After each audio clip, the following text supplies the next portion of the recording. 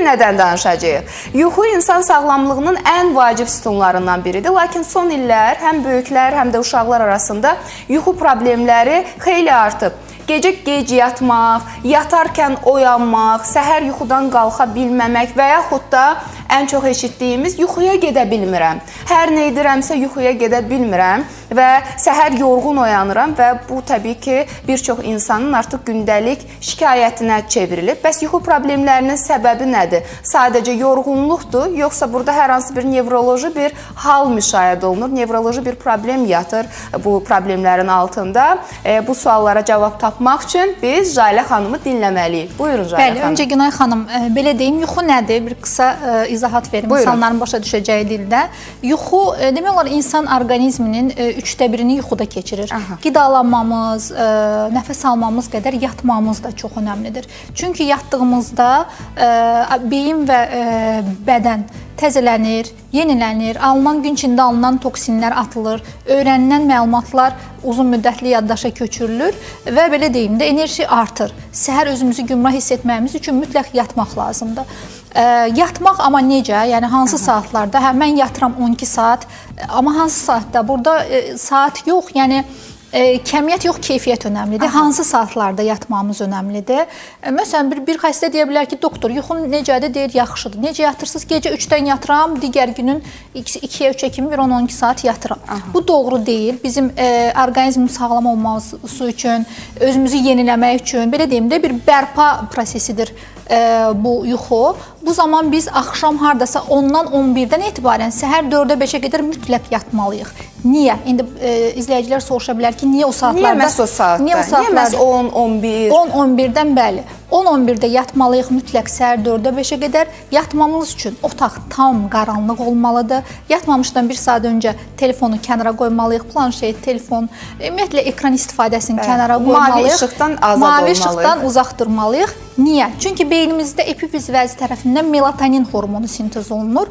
O hormon da yalnız qaranlıqda və axşam saat 10-dan 11-dən səhər 4-ə 5-ə qədər ifraz olunur. Bunu mütləq almalıyıq. Dediyimiz kimi özümüzü yaxşı hiss etməmiz üçün onu mütləq almalıyıq, mütləq şəkildə. Səbəblər nədir yuxusuzluğun? Çoxdur səbəblər əslində. Siz dediyiniz kimi yorğunluq da bir səbəbdir. Ola bilər, yəni bugün yatmadı, çox yoruldu, yuxuya gedə bilmədi. Bu artıq yuxu problemi hesab olunmur. Davamlıdırsa artıq yuxu problemi hesab olunur. Psixoloji və nevroloji faktorlar var. Məsələn, stres, gərginlik, emosional tükənmişlik, depressiya yuxu problemlərinə gətirib çıxara bilər. Təşviş pozuntuları yuxu problemlərinə gətirib çıxara bilər. Orqanizmdə əgər müəyyən xroniki xəstəliklər varsa yuxu problemləri ola bilər. Müəyyən dərmanların, bəzi dərmanlar var, onların yan təsiri kimi yuxusuzluq baş verə bilər. Orqanizmdə uzun müddətli xroniki ağrı varsa, bu da gətirib yuxusuzluğa səbəb ola bilər. Miqren və digər baş ağrıları da yuxusuzluğa səbəb ola bilər. Yəni burada dediyim kimi həyat tərzimiz, stres faktoru, ekran istifadəsi və müəyyən yuxu problemləri. Məsələn, narahat ayaqlar sindromu var nevrologiyada. Bu da bizdə yuxusuzluq yaradır. Niyə? Pasient yerinə uzanır və ayaqlarda bir narahatlıq başlayır. İynə batma kimi narahatlıq və mütləq pasient durur, gəzir. Gəzdikdən sonra ayaqlardakı narahatlıq keçir. Bunun da səbəbi çoxdur, amma mütləq müalicə olmalıdır, çünki yuxumuzu ciddi şəkildə pozur. Bəli, və həyat keyfiyyətimizi aşağı salır. Bir də bayaq söylədim mövzuya giriş edəndə ki, yuxuya getməkdə çətinlik çəkən insanlar və gecə tez-tez oyanan insanlar. Bax, bu hansı problemlərin əlaməti ola bilər Jalə xanım? Bəli, Günay xanım, bayaq da qeyd elədik. Yuxu hər yata bilməmək, məsələn, yuxusuzluq hesab olunmur. Yuxusuzluq insomniyadır. Nə zaman artıq insomniya deyirik? Yuxuya getmədə çətinliyimiz varsa və yaxud gecə tez-tez oyanırıqsa, yuxunun, yəni tez-tez qırılırsa, yuxumuz tez-tez oyanırıqsa və yaxud səhər erkən oyanırıqsa və yaxud yatırıq, amma səhər deyirik ki, mən yatdım, amma beynim sanki yatmadı, dincəlmədi. Bu şəkildə deyiriksə, artıq sizdə insomniya var. Bir də insomniya deməyimiz üçün, yuxusuzluq artıq bir nevroloji problem deməyimiz üçün mütləq həftədə ən azı 3 gecə yuxusuzluq olmalıdır. Bu yuxusuzluq ən azı 3 ay davam etməlidir və həyat keyfiyyətindən mənfi təsir etməlidir. Artıq bu zaman mütləq mütəxəssisə müraciət etmək lazımdır. Yəni biz yuxusuzluğa o zaman xəstəlik deyə bilərik ki... O zaman nevroloji problem hesab edirik ki, hər yuxusuzluq xəstəlik deyil. O zaman nevroloji problem hesab edirik ki, həftədə ən az 3 gecə yuxusuzluq olsun və bu 3 ay davam etsin və bizim işimizə, ailə daxili münasibətlərə ciddi təsir etsin. Bu zaman mütləq nevroloqdan dəstək almalıyıq. Aha, yəni birbaşa həkimə müraciət üçün bir siqnal verir bizə orqanizmimiz ki, əgər yata bilmirsənsə, həftəndə bilirik 7 gün var və bu 7 gündən ən azı 3-ündə bəlkə də çox ola bilər. Çünki hal-hazırda artıq bizə yazan izləyicilərimiz var. Mənim sevimli doktorum, məni müalicə edən həkimim deyə müraciət edən bizim izləyicilərimiz də var. Xoş söz yazırlar. Məni miqrendən azad etdi. Uzun müddətli nevroloji problemlərdən əziyyət çəkirdim. Nazim Bayramov yazır hal-hazırda. Günay xanım, Jalə həkim mənim anamı yuxusuzluqdan və əsəbdən sağaldı. Öpürəm ananızın əllərini. Bəli, Allah kömək olsun. Çox sağ olun bu geri dönüşləriniz üçün. Minnətdaram. Və hal-hazırda telefon, planşet, televizorun istifadəsini azalda bilməyən insanlar və yuxu problemi yaşayan insanlar da bizə yazır.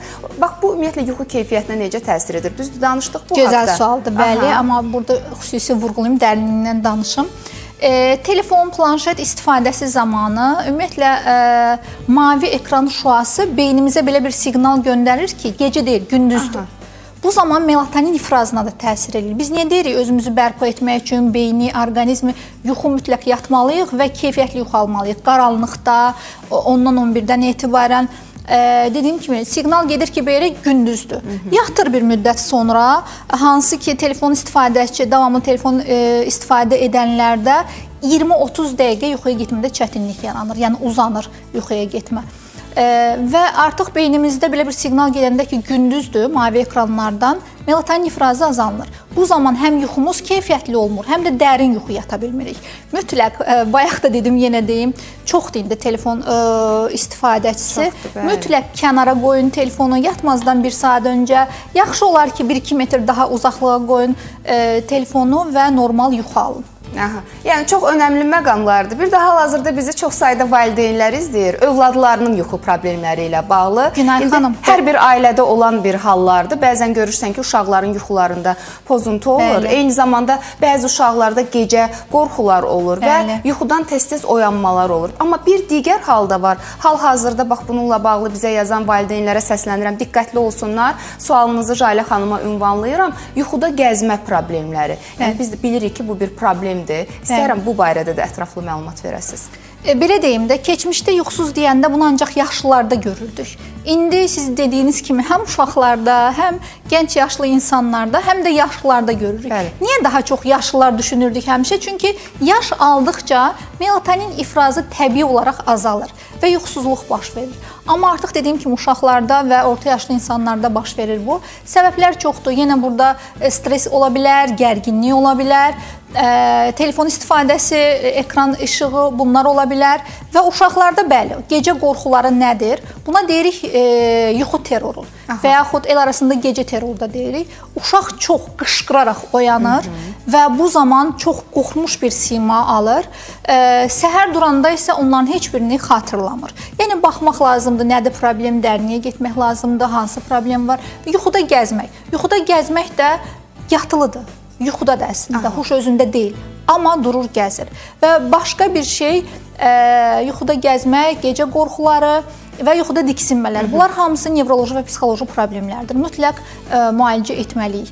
Amma və mən bax bu hal-hazırda elə bu problemlə yazan bizim izləyicilərimiz var, valideynlərimiz var. Onlara səslənmək istəyirəm ki, Jalə xanım bütün bunların müalicəsi üçün övladlarınıza yardım edə bilər və bəzən səhv anlaşılır ki, Jalə xanım təkcə böyüklərə baxır, xeyr elə deyil. Uşaqlara baxıram, 5 yaş üzərindən uşaqlara baxıram. 5 yaş üzəri valideynlər öz övladlarını, yəni bu yaşda olan övladlarını Jalə xanıma qəbuluna gətirə bilərlər. 050 363 1002 və təbii ki, bugün yuxu problemlərindən danışırıqsa, bu məsələni də qeyd etməsəm olmaz. Jalə xanım, son 10 gündür bizə həm çox sayda yuxu problemləri ilə mesajlar gəlirdi. Əslində elə bugün bu mövzunu təyin edib bu haqda danışmağımızı sizdən ona görə rica elədim ki, hər kəs yuxu problemlərindən şikayət edir. Və ətrafımda olan insanlar da yuxu problemlərindən, bilmirəm, ya mən artıq bu mövzuya hazırlaşırdım deyə, yəni bu mövzunu araşdırırdım deyə belə mən bunu hiss elədim. Amma 10 gündür mən yuxu problemləri və yuxu şikayətləri ilə bağlı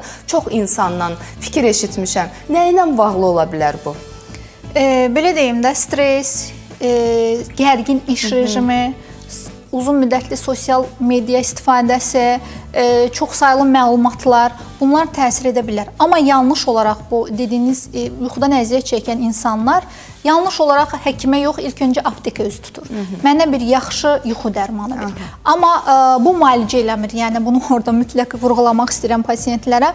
Yuxusuzluq varsa, altda yatan səbəbi tapmalıyıq. Məsələn, depressiya zamanı yuxusuzluq ola bilər. Burada artıq səbəb var. Niyə yuxusuzluq? Depressiya zamanı beyində xoşbəxtlik hormonu serotonin çox aşağı düşür və serotonin səhərlər ifraz olunur. Serotonin aşağı düşür və az ifraz olunduğuna görə axşamlar da serotonin normal olaraq melatoninə çevrilir. Depressiyalı insanlarda serotonin aşağı olduğuna görə melatoninə tam çevrilə bilmir və nəticədə yuxusuz olur. Biz mütləq pasiyenti dinləyirik, ətraflı şəkildə anamnez toplayırıq, lazım gəlsə əlavə müayinələr etdiririk və ondan sonra təyinat veririk. Yəni o içəcəkləri yuxu dərmanları içdiyi müddətcə bəli, yatacaqlar. Amma sonradan onları dayandıran kimi yenə yuxusuz qalacaqlar. Amma kökünü, səbəbi, yuxusuzluğun səbəbini müalicə etsək, mütləq şəkildə sonra yuxu problemləri qaydasına düşəcək. Bir də yuxu problemlərindən danışırıqsa, mən istəyirəm ki, insanların bunun yaddaşına, daha sonra sinir sisteminə və eyni zamanda gündəlik enerjisinə necə təsir etdiyini də anladaq. Çünki yuxusuz insan təbii ki, biraz aqressivləşir və hər bir qıcıq, hər bir səs onda bir qıcıq yaradır. Yəni, bu insanlara nə söyləyə bilərik? Ümumiyyətlə, bax, bu problemlərdən əziyyət çəkən insanlar nəyi bilməlidirlər? Uzun müddətli yuxusuzluq və artıq diaqnoz qoymuşuqsa insomniyadır, bayaq dediyim kimi həftədə 3 dəfədən, 3 aydan çox davam edirsə, bu ciddi şəkildə təsir edir yuxusuzluq. Çünki bizim yatmağımız sadəcə istirahət deyil. Bu zaman orqanizm enerjisini də toplayır, bərpa olunur, alınan toksinlər də atılır və öyrəndiyi məlumatlar da uzun müddətli yaddaşa köçürür. Yəni bir beynin bərpa prosesidir, belə deyim, yuxumuz. Yuxumuzu tam almadıqda, yuxusuzluq olanda yaddaş və diqqətimiz zəifləyir, sinir sistemi həssaslaşır, emosional tükənmişlik olur, emosional gərginlik artır, qərar verməkdə çətinlik çəkir pasiyent, gün içində konsentrə olmada çətinlik çəkir və həmçinin yanaşı olaraq yaddaş, diqqət, sinir sistemi, əsəbləri çox oyanıq olur. Bu da gələcəkdə nəinki digər nevroloji xəstəliklərin, hətta qeyri-nevroloji xəstəliklərin, digər orqanlarda kardioloji, gastroenteroloji, hətta müalicə etmədikdə, uzun müddət əziyyət çəkdikdə onkoloji xəstəliklərə qədər gətirib çıxara bilir. Ona görə də yuxu problemi varsa, vaxtında müalicə almaq lazımdır. Və yuxu problemi varsa, bilin ki, burada artıq nevroloq ixtisaslı həkimə müraciət etmək lazımdır. Çünki hal-hazırda yazdığınız bir çox əlamətləri görürəm, hamısı yuxu problemləri ilə əlaqədardır və bir çox insan bilmir ki, bu halda hansı həkimə müraciət etmək lazımdır. Birbaşa həkim nevroloqun sahəsinə aid olan bu əlamətləri qeyd edirsiniz və elə ümumi mövzumuz da nevroloq həkimlə görürsünüz ki, müzakirə olunur. Hal-hazırda bizi izləyən izləyicilərimiz arasında çox sayda sual verənlər də var. İstəyirəm onları səsləndirim. Aysel xanım yazır, deyir, gecə saatlarla yata bilmirəm, amma səhərə yaxın yuxuya gedirəm. Bu da yuxusuzluq sayılır. Səhərə yaxın yatırsınızsa davamlı olaraq bu çox yanlışdır. Yəni ki, gecə yuxunuzu səhərlər alırsınız. Bu səhərlər yatdığınız yuxu müəyyən qədər istirahət etdirəcək beynimizi. Amma beynimiz üçün qətiyyən faydalı olmayan bir yuxudur. Neçədə yatırsınızsa səhər yatın və neçə saat yatırsınızsa yatın. Beynimiz üçün faydalı olmayan yuxudur. O xanıma demək istəyirəm ki, bir də yuxu gigiyenası var, deyəcəm ona nələr etmək lazımdır dərmandan öncə. Xanıma demək istəyirəm ki, ilk öncə yuxu rejimini qaydaya salsın. Çalışsın gün içində yatmasın. Çünki çox yaşlı deyilsə, uşaq deyilsə bizim günortalar çox da yatmağa ehtiyacımız yoxdur. Çalışsın gün içində yatmasın və o axşamlar artıq qaydasına düşəcək deyə düşünürəm. Yuxu gigiyenasında deyəcəm, düşməsə, yuxu gigiyenasını əməl etsə də yenə qaydasına düşmürsə, artıq bəli, nevroloqa müraciət etməlidir. Artıq mənim diqqətimi cəlb elədi. O yuxu gigiyenası nədir? Nə üçündür ümumiyyətlə? Gigiyenası belə deyim də, qeyri-farmakoloji, yəni non-farmakoloji bir məsləhətdir. Dərmansız. Dərmansız ilk öncə, yəni yatmıram, o saat aptekə, həkimə üst tutmayacaqsınız. İlk öncə yuxu gigiyenasına ciddi şəkildə əməl edəcəksiniz. Nə etməlisiniz? Bayaq bunu çox vurğuladım. Telefon, planşet uzağa qoyulmalıdır. Və vacib olan hər gün eyni saatda yatıb, eyni saatda qalxmaq. Bu aiddir həm bayram günlərinə, həm tətil, istirahət günlərinə, yəni hər gün neçədə yatırsınızsa, bazar gündə bunu eləyin, tətil günlərdə bunu eləyin və o saatda da oyanın. Bu gün bazardır, hər dəfə belə uzatsanız vaxtı çox gec durun, gələcəkdə yuxu problemləri yarana bilər. Bəli. Otaq tam qaranlıq olmalıdır, sakit olmalıdır, sərin olmalıdır. Telefon ekranını kənara qoymalıyıq. İstirahət etdirici məşğuliyyətlərlə, məsələn, kitab oxuya bilərik, yüngül musiqi dinləyə bilərik. Bu şəkildə yuxumuz tam qaydasından düşəcək və gün ərzində niyə yuxusuzluq da bəzən yaranır? İnsan çox yorulmadığı üçün, az hərəkət etdiyi üçün bəzən yuxuya gedə bilmir. Zehni yorğunluq olur, amma fiziki yorğunluq olmadığına görə. Fiziki yorğunluq olmur, bəli. Yaxşı olar ki, gün ərzində müəyyən fiziki aktivliklə məşğul olsun və açıq havada olsun. Bunlar çox təsirli. Havalar bir istilənsə açıq havada olarıq. Doktor, o qədər soyuqdur ki, 5 dəqiqə çıxırsan bayıra soyuqlursan. Dəyişir havalar daha çox. Yəni mən belə soyuq mart ayı görməmişdim. Düzdür, indi günəş işıldayır. Bu gün hava biraz nisbətən yaxşıdır. Amma insan havada olmaq istəyir. Artıq bu vaxtda, yəni Novruz bayramına az qalıb, biz artıq havada gəzirdik, rahat çəkib. Bu il elə deyil. Nədənsə hər yerdə qar bölgələrimizdə, elə Bakıda da o şaxta hiss olunur. Xüsusən səhər saatlarında və axşam saatlarında. İnşallah hava düzəlsin. Biz də rahat şəkildə yürüyüş edək ki, yuxu problemlərimiz də aradan qalxsın. Yox, əgər bu sadə qaydalar da bizə kömək etmirsə, demək ki, artıq bizdə bir nevroloji bir problemimiz var. Sadə qaydalara əməl edir, yuxu gigiyenasına əməl edir. Yenə yata bilmirsinizsə, bəli, bir nevroloqa müraciət edin. Aha, bax Murad bəy yazır, deyir, gündə neçə saat yatmaq sağlam sayılır? Yəni bunun üçün bir saat demək mümkündür? Təxmini ortalama saat deyəcəm, çünki hər kəsdə fərqlidir. Məsələn, körpələr yatmalıdır 12-16 saat. 1 yaş, 5 yaş arası yatmalıdır 10-13 saat hardasa və 5-6 yaş, 12 yaş yatmalıdır 9-12 saat hardasa yatmalıdır. 13 yaşdan 18 yaşa qədər bu ortalama rəqəmlərdir. Hər kəsdə fərqli ola bilər. 13 yaşdan 18 yaşa qədər 8-10 saat və böyüklər hər şey normaldırsa 7-9 saat onlara yatmaq kifayət eləyir. Amma yenə dönə-dönə deyirəm ki, o saat yox, bizə o yatdığınız saat hansı keyfiyyətli yuxu daha önəmlidir. Aha. Ona diqqət etsəniz, bəli, yəni yatmaq belə olmalıdır. Uşaqlarda daha çox, yaş aldıqca biraz az. Aha. Və bax elə yaş aldıqca məsələsinə gəldik. Hal-hazırda bizi 50-dən, 60-dan yuxarı yaşda da izləyicilərimiz izləyir. Hər birini salamlayıram. Allahdan hər birinizə can sağlığı arzulayıram və onlar soruşurlar ki, yaş artdıqca yuxunun azalması normaldır, Jalə xanım? Bəli, normaldır. Bayaq da qeyd elədim. Biz yatmamız üçün melatonin hormonu beynimizdə ifraz olunur və yaş artdıqca 60 yaşın üzəri, 70 yaş, 80 yaşın üzəri artıq təbii olaraq o melatonin ifrazı azaldığı üçün, bəli, yuxu da azala bilər yaşlılarda. Bu zaman çox ağır yuxu dərmanlarına ehtiyac yoxdur. Sadə melatonin adlı dərmanı qəbul etsələr yuxuları rahat olacaq. Rəşad bəy hal-hazırda bizi izlədiyini qeyd edir. Xoş sözlər yazır. Minnətdarıq sizə. Gecə tez-tez oyanıram və yenidən yuxuya getməkdə çətinlik çəkirəm. Yuxuya gedə bilmirəm, söyləyir. Bunun səbəbi nə ola bilər?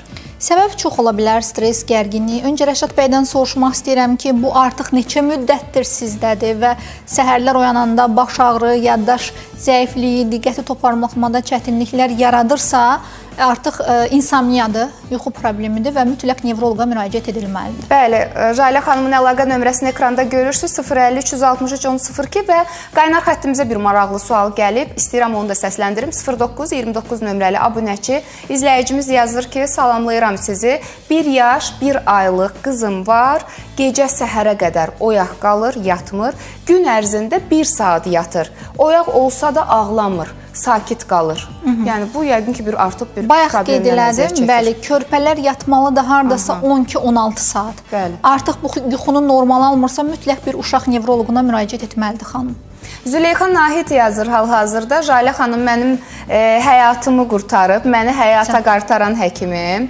Hal-hazırda bax çox sayda belə mesajlar gəlir. Geri dönüşlər çox gözəldir və Jalə xanım illərin həkimidir. Hər zaman deyirəm ki, Jalə xanımın qəbulunda Azərbaycanın hər bir bölgəsində, dünyanın hər bir yerindən müraciət edən insanlar var və hər yaş qrupundan olan insanlar var. Düzdür, biz hər dəfə bir problem haqqında danışırıq, bir mövzunu işıqlandırırıq, amma nevroloji problemlər və sizə müraciət edən o xəstələrin halları saysız hesabsızdır. Hansı ki, bax o insanlar yazırlar diaqnozlarını, müxtəlif diaqnozlarını. Növbəti verilişlərimizdə inşallah bu barədə də danışacağıq. Bir daha qeyd edim, nevroloq Jalə Qarayeva bizlə bərabərdir. Ankara Qazi Xəstəxanasının Nevrologiya kafedrasında uzun müddət fəaliyyət göstərmiş bir həkimimiz, Müdafiə və Səhiyyə Nazirliyi nəzdində olan bir çox özəl və dövlət xəstəxanalarında çalışmış təcrübəli bir mütəxəssis. Böyüklərdə müalicə etdiyi xəstəlikləri soruşanlar üçün qeyd edim, panik atakla bağlı çox yazırsınız. Bəli, panik atak, depressiya, müxtəlif növ fobiyalar, qorxular, baş ağrıları. Ötən verilişlərimizin birində danışdıq biz migren və bundan sonra da geri dönüşlər oldu ki, getdik Jalə xanımın yanına, uzun illər əziyyət çəkdiyimiz migren ağrılarından bizim canımızı qurtardı və bilirik ki, migren necə ağır bir ağrıdır, xəstəlikdir, yəni insan iş görə bilmir. Bəli. Nə ailədə iş görə bilmir, nə iş yerində bir şey eləyə bilmir. Həyat keyfiyyətinə migren baş ağrısı ciddi təsir eləyir. Amma qısa deyim ki, migren ən son protokollara uyğun müalicə edilir, pasiyentə, fərdə uyğun və uzun müddətli remisiya, sağalma əldə edilir. Həmçinin yaddaş problemləri ilə bağlı çox yazırsınız. İnşallah gələn dəfə danışacağım yaddaşdan. Bəli, bu dövrdə bilmirəm, yazın gəlişi ilə əlaqədardır ya yox, baş gicəllənmələri ilə bağlı çox mesajlar gəlir. İnşallah növbəti verilişlərimizdə bu haqda da danışarıq. Bir də əsas məsələ xüsusən də yaşlı nəsildə bu ərəfədə, bu mövsümdə müşahidə olunan beyin qan dövranı pozğunluqları. Xüsusən deyirlər ki, yazda müalicəsini almaq lazımdır. Nə dərəcədə doğrudur Jalə xanım? Yox, fərq eləmir. Əgər beyin qan dövranı xroniki pozulması varsa, istənilən vaxtda müraciət etmək lazımdır. Amma təəssüf ki, artıq yaşlı demirik. Hər yaşda beyin qan dövranının xroniki pozulması ilə qarşılaşırıq və mütləq xroniki pozulma müalicə edilməlidir ki, gələcəkdə kəskin pozulma, beyin qan dövranının kəskin pozulması, yəni insultlar baş verməsin. Epilepsiya və qıcı olmalar həm böyüklərdə, həm də uşaqlarda təbii ki, müraciət edə bilərsiniz. 050 363 10 02. Suallar həddindən artıq çoxdur və mən elə bax bir dəqiqə bu məlumatları oxuyana kimi qaynar xəttimizə qayıtdım və hal-hazırda müxtəlif nömrələrdən bizim müxtəlif izləyicilərimiz fərqli suallar atıblar. Suallarınız səslənəcək, amma qısa fasilədən sonra gözünüz bizdə olsun.